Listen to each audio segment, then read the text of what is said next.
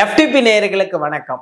தமிழகத்துல அதிமுக பாஜக மிக வலிமையான கூட்டணி என்னவோ பெரிய கூட்டணி தான் தமிழகத்துல. அதிலும் மாநில கட்சியான அதிமுக பெரிய கட்சி, அதே மாதிரி தேசிய கட்சியான ஆளும் பாஜக ஒரு மிகப்பெரிய கட்சி. இப்படி இந்த இரண்டு கட்சிகளுமே மிகப்பெரிய ஒரு கூட்டணியை, தேசிய ஜனநாயக கூட்டணியா தமிழகத்துல அங்கம் வகிச்சிருக்காங்க. என்னதான் கூட்டணி வலிமையா இருந்தாலுமே கூட பில்டிங் ஸ்ட்ராங்கு ஆனா பேஸ்மெண்ட் வீக்ன்ற மாதிரி அதிமுகல பல்வேறு விதமான குளறுபடிகள் அவங்க பிரிச்சுக்கிட்டு தனித்தனியா போகிறாங்க. அதே மாதிரி பார்த்தோம்னா பாஜகவிலும் பலரும் பலவிதமான அரசியலை தனித்தனியா பிரிஞ்சு செஞ்சிட்டு இருக்காங்க. என்ன நடக்கிறது அதிமுக பாஜக கூட்டணியில்? அண்ணாமலையின் 2.2 அரசியல் எப்படி போகிறது? இதை பற்றிய ஒரு முழுமையான காணொலியாகத்தான் இது இருக்க போகிறது.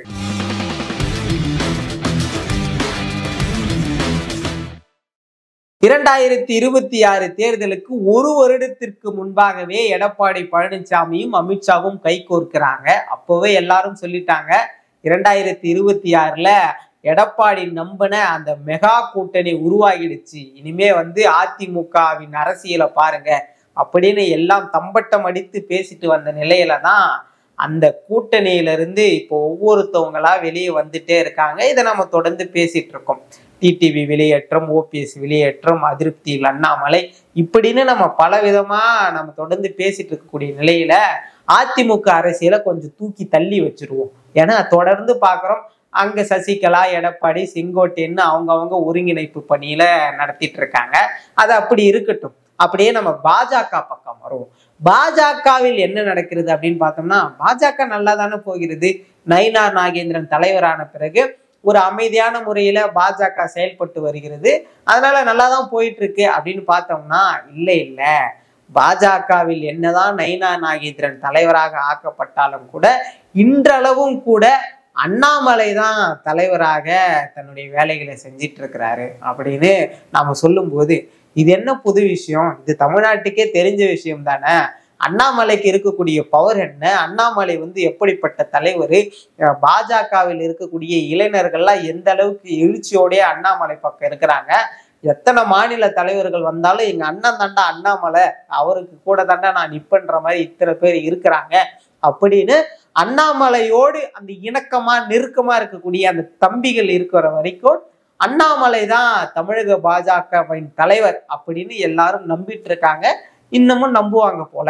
இது ஏன் நான் சொல்றேன் அப்படின்னா, நேற்றைய தினம் ஜேபி நட்டா அவர்களை சந்திக்கிறதுக்காக நயினார் நாகேந்திரன் அவர்கள் டெல்லி போறாரு. டெல்லி போறப்போ தமிழக பாஜக கொஞ்சம் அமைதியா இருக்கணும் இல்லையா? ஆனா அங்கதான் அண்ணாமலை அவர்கள் தன்னுடைய ரீட்விஸ்ட் அண்ணாமலை 2.2 அரசியலை கையில எடுத்து நேரா போய் டிடிவி தினகரன் அவர்களை சந்திச்சுட்டு வந்திருக்கிறாரு. எதுக்கு டிடிவி தினகரன் அவர்களை அண்ணாமலை அவர்கள் சந்திக்கணும்? இவர் என்ன தமிழக பாஜகவின் தலைவரா? தமிழக பாஜக தலைவரே டெல்லிக்கு போறாரு, அங்க ஏதோ அசைன்மெண்ட் வாங்கிட்டு வர போறாரு. அதுக்கு நடுவுல அண்ணாமலை எதுக்கு போய் டிடிவியை பார்க்கணும்? அப்போ டிடிவி வெளியேறதுக்கு காரணமே அண்ணாமலை தானா? இதற்கு முன்பாக டிடிவி பல இடங்களை நயினார் நாகேந்திரனை விமர்சிச்சு பேசினதும், அதிலும் குறிப்பா அண்ணாமலை மீதான அதீத அன்பை வெளிப்படுத்தி அண்ணாமலை எங்களை ஒருங்கிணைத்து போனாரு, அண்ணாமலை மாதிரி நயினார் நாகேந்திரனுக்கு இருக்க தெரியல அப்படின்னு அண்ணாமலைன்னு ஒரு பாட்டையே டிடிவியும் ஓபிஎஸும் பாடினதை நம்ம கேட்டோம். அவங்க அந்த அளவுக்கு பெருத்த அன்போடு இருந்தாங்க. ஆனா இப்ப அது நயினார் நாகேந்திரன் கிட்ட எடுபடலை போல.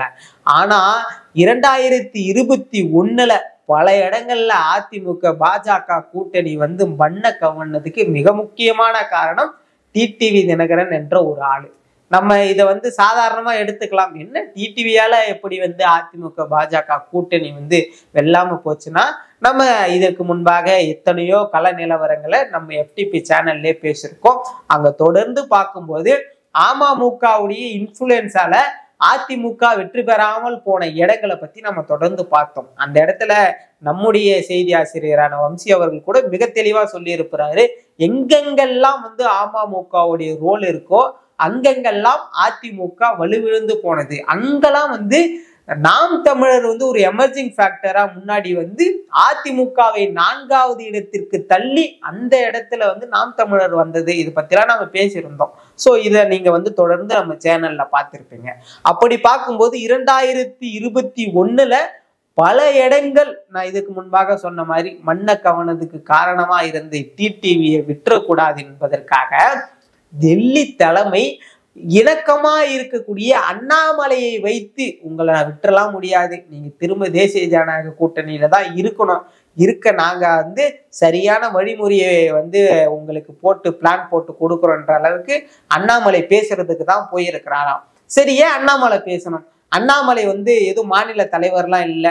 எப்ப வந்து தலைவர் பதவி விட்டு நீக்கினாங்களா ஒரு பெரிய அளவுல வந்து ஆக்டிவ் பொலிட்டீஷியனா இல்லை, ஒன்லி பிரஸ் மீட் பொலிட்டீஷியனா மட்டும்தான் இருக்கிறாரு.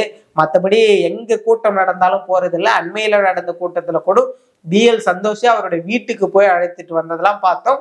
அதற்கு பின்பாக பல கட்ட அரசியல் இருக்கலாம். அதை தொடர்ந்து அரசியலை கவனிக்கக்கூடியவங்க எல்லாருக்கும் மிக தெளிவா தெரியும். இப்படியெல்லாம் வந்து தமிழக பாஜகவுல வந்து அரசல் புரசலான பல விமர்சனங்களோடையே அவங்களுடைய நிகழ்வுகள் போக, அண்ணாமலை போய் டிடிவியை சந்தித்ததற்கு மிக முக்கியமான காரணம் டெல்லி தலைமையிலிருந்து ஒரு 5 பேரை வந்து தேர்தலுக்கான குழுவா மாற்றி பிரிச்சிருக்காங்களாம். அது யாருன்னா தமிழிசை சவுந்தரராஜன், அதுக்கப்புறம் H ராஜா உள்ளிட்ட ஒரு 5 பேரை உருவாக்கி இந்த 5 பேரை மண்டலங்களா பிரிச்சு 5 பேருக்கு கீழே தான் வந்து தமிழ்நாடு முழுக்க வந்து எல்லாரையும் செயல்படுத்த வேண்டும் என்பதற்கு பாஜக வந்து ஒரு திட்டம் போட்டிருக்காங்களாம். இந்த 5 பேர் இருக்கக்கூடிய குழுவுல ஒரு தலைவர் இருக்கணும் இல்லையா? அந்த தலைவராக அண்ணாமலை அவர்களை நியமிக்கப்பட்டு இன்று அண்ணாமலையின் கீழாக அந்த 5 பேரும் வந்து செயல்பட போறாங்க. இந்த திட்டத்தை தான் பாஜக வகுத்திருக்கான்.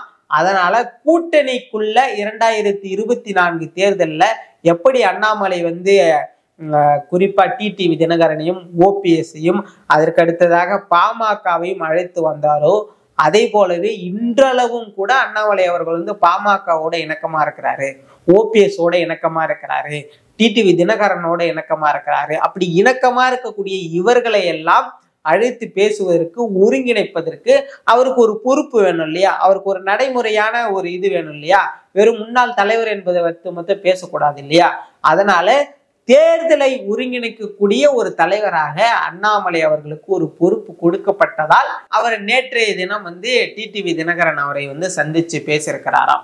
இதெல்லாம் வைத்து பார்க்கும் பொழுது மீண்டும் டிடிவி ஒருவேளை வந்து அதிமுக பாஜக கூட்டணியில வருவாரா என்று கேட்டால் வர வாய்ப்பு இருக்கு அப்படின்னு தான் நம்மளால பார்க்க முடியுது.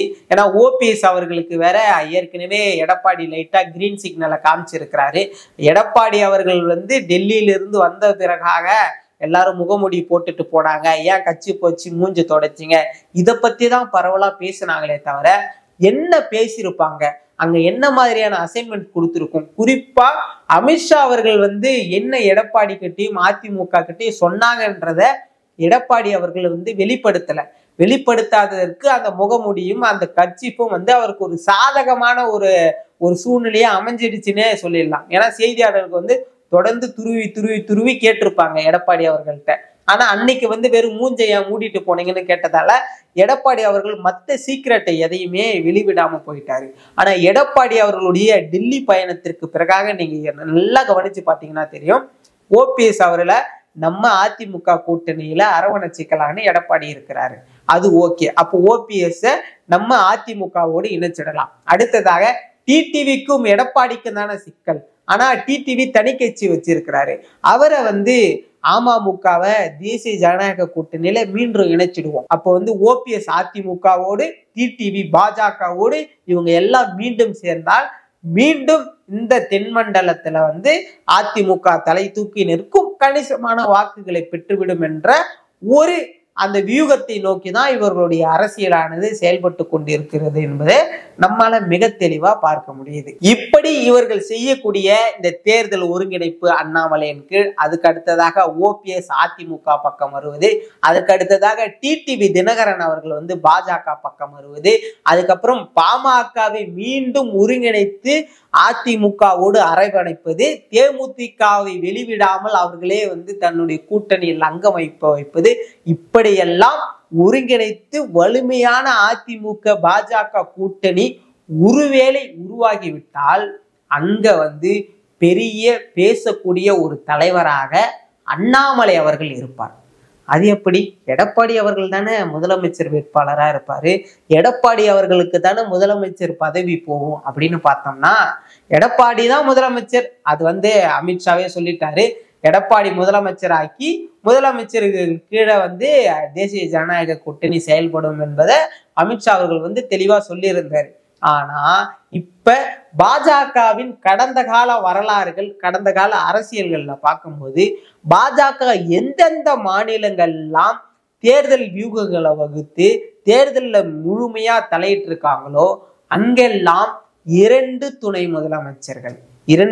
முதலமைச்சர்கள் யாரு அந்த மாநில கட்சிகள்ல ரொம்ப வலிமையா இருக்காங்களோ அவங்க முதலமைச்சர். ஆனா பாஜகவிலிருந்து ஒரு துணை முதலமைச்சர். அப்ப இரண்டாவதா ஒரு துணை முதலமைச்சர் யார் இருப்பாங்கன்னா அது அதிமுகவிலிருந்தே நீங்க நிர்வகிச்சுக்கலாம். உங்களுடைய கட்சியையும் உங்களுடைய ஆட்சியையும் நிர்வகிக்க ஒரு முதலமைச்சர், ஒரு துணை முதலமைச்சர். ஆனால் எங்களுடைய கட்சியை வலுப்படுத்துவதற்காக இன்னொரு துணை முதலமைச்சர். இப்படி பாஜக எங்கெங்கெல்லாம் துணை முதலமைச்சர் வச்சிருக்காங்கன்னா நம்ம பக்கத்துல பார்த்தா ஆந்திராவில் நீங்க நல்லா பார்த்திருப்பீங்க, 2 துணை முதலமைச்சர். அதற்கு அடுத்ததாக மகாராஷ்டிராவில 2 துணை முதலமைச்சர். அதற்கு அடுத்ததாக உத்தரப்பிரதேசம், மத்திய பிரதேசம், ராஜஸ்தான், ஒடிஷா, சத்தீஸ்கர், அருணாச்சல பிரதேசம், மேகாலயா, இப்படி பாஜக எங்கெங்கெல்லாம் மாநில கட்சிகளோடு இணைந்து தங்களுடைய சட்டசபை தேர்தலை சந்திக்கிறார்களோ அங்கு ஒருவேளை அந்த மாநில கட்சியானது வெற்றி பெற்று விட்டால் அங்க பாஜகவின் ஒரு துணை முதலமைச்சர் தேர்ந்தெடுக்கப்படுகிறார். பாஜகவின் துணை முதலமைச்சர் தேர்ந்தெடுக்கப்பட்டால் என்ன லாபம்? சரி, யாரு துணை முதலமைச்சரா ஒருவேளை தேர்ந்தெடுக்கப்படலாம்னா, இன்னைக்கு வரைக்கும் டெல்லி தலைமையானது அண்ணாமலை அவர்களை கண்டுக்கல, அண்ணாமலைக்கு எந்த பொறுப்பும் கொடுக்கல. இதற்கு முன்பாக இருந்த பாஜக தலைவர்கள் அனைவரையும் கட்சியிலிருந்து மாற்றும் போது, நீக்கும் போது அவர்களுக்கான தலைமை பதவியை கொடுத்துதான் வந்து அவர்களை நீக்கினார்கள், மாற்றினார்கள் என்றெல்லாம் சொன்னார்கள். அவர்களுக்கு கொடுக்கப்பட்ட அங்கீகாரங்கள் அனைத்தும் ஆளுநர், அதற்கு அடுத்ததாக ராஜ்யசபா எம்பி, இதனை போன்ற பொறுப்புகள் தான் கொடுக்கப்பட்டது. ஆனா அண்ணாமலையை மட்டும் அப்படியே ஹிடன் பொலிட்டீஷியனா வச்சிருப்பதற்கு மிக முக்கியமான காரணம், தமிழகத்தில் அதிமுக பாஜக கூட்டணி ஒருவேளை அமைந்தால், அது அமையாதா என்பதெல்லாம் மக்கள் கையில இருக்கு. மக்கள் வந்து ஓட்டு போடக்கூடியவங்க கையில இருக்கு. வியூகம் பாஜக வகுக்கூடிய வியூகம் என்னன்னா, ஒருவேளை அதிமுக பாஜக கூட்டணி அமைந்தால் முதலமைச்சர் எடப்பாடி பழனிசாமி, இதுல எந்த சந்தேகமும் இல்லை. துணை முதலமைச்சர் அதிமுகவில் இருந்து ஒருவர். ஆனால் அந்த அதிமுகவிலிருந்து ஒருவரை அவர்களே நியமிப்பார்களா என்பது கேட்டால் நிச்சயமா கிடையாது. அது பாஜகவோடு இணக்கமா இருக்கக்கூடிய ஒருவராகத்தான் இருப்பார். சரி, பாஜகவோடு இணக்கமான இருக்கவங்களே இருக்காங்களே, அவங்களே வந்து அவருக்கு உதவி செய்வாங்களேன்னு கேட்டா, ஏன் இணக்கமா இருக்கிற ஒருத்தவங்க வச்சுக்கணும், நம்ம ஆளே ஒருத்தவங்க வச்சுக்கலாம்னு பாஜகவின் இன்னொரு துணை முதலமைச்சராக நிச்சயமாக அண்ணாமலை அவர்கள் தேர்ந்தெடுக்கப்படுவார். அதிமுக பாஜக கூட்டணி வெற்றி பெற்றால் இது சாத்தியம். ஆனா வெற்றி பெறுமா வெற்றி பெறாதா என்பதெல்லாம் நம்ம மக்கள் கையிலையும் பார்த்துட்டு இருக்கக்கூடிய உங்க கையிலையும் விட்டுருவோம். ஒருவேளை வெற்றி பெற்றால் இதுதான் நிதர்சனமான ஒரு அரசியலாக இருக்க போகிறது. இது நிச்சயமா 2026 தேர்தலில் வெற்றி பெற்றால் நடந்தே தீரும். ஒருவேளை அண்ணாமலை அவர்கள் வந்து துணை முதலமைச்சர் அவர்களா ஆக்குனா இதனால பாஜகவிற்கு என்ன வந்து வாய்ப்பு கிடைக்க போகுதுன்னா, 5 ஆண்டுகளுக்கு பாஜக அதிமுக கூட்டணி வலிமையா இருக்கும். இது உண்மைதானே? ஏன்னா 2021 தேர்தலில் அதிமுக பாஜக கூட்டணி உறுதியாகுது. 2024 அந்த 3 வருடத்துக்குள்ள அவங்களுக்குள்ள வந்த சலசலப்புனால அந்த கூட்டணியை முறிச்சுக்கிறாங்க.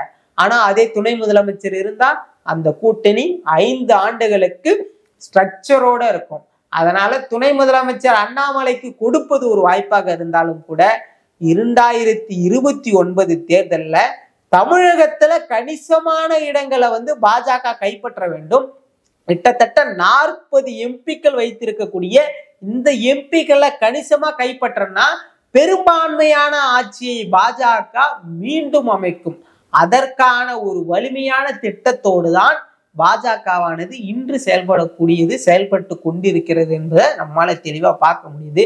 அப்போ முழுக்க அதிமுகவை கட்டமைப்பதற்கு பாஜகவிற்கு ஒரு நல்ல வாய்ப்பு இருக்கு. அவங்களுக்கு இது ஒரு பிசினஸ் மாதிரி தான். உனக்கு ஃபேவரபிளா நான் ஒன்று பண்றேன், அதனால 2029 எனக்கு ஃபேவரபிளா ஒன்று நான் பண்ணிக்க முடியும் என்பதற்காக பாஜக இந்த அளவுக்கு இறங்கி அவங்க பண்ணிட்டு இருக்காங்க. ஸோ இதையெல்லாம் வைத்து பார்க்கும்பொழுது என்ன தெரிகிறது என்றால், அதிமுகவின் தலைமையிடமாக மாறி போகிறதா டெல்லி தலைமை, இப்படியெல்லாம் பல விமர்சனங்கள் வந்தாலுமே கூட அதிமுகவை உண்மையிலே இன்றளவும் பாஜக தான் காப்பாற்றுகிறது. எந்த அளவுல காப்பாத்துகிறதுனா எடப்பாடிக்காக காப்பாத்திட்டு இருக்கு அப்படின்னு தான் நம்மளால பார்க்க முடியுது. ஸோ இந்த வீடியோவை பார்த்திருப்பீங்க. அண்ணாமலை அவர்களுடைய இந்த 2.0 அரசியல், அண்ணாமலையுடைய இந்த வியூகங்கள் செல்லுபடி ஆகுமா?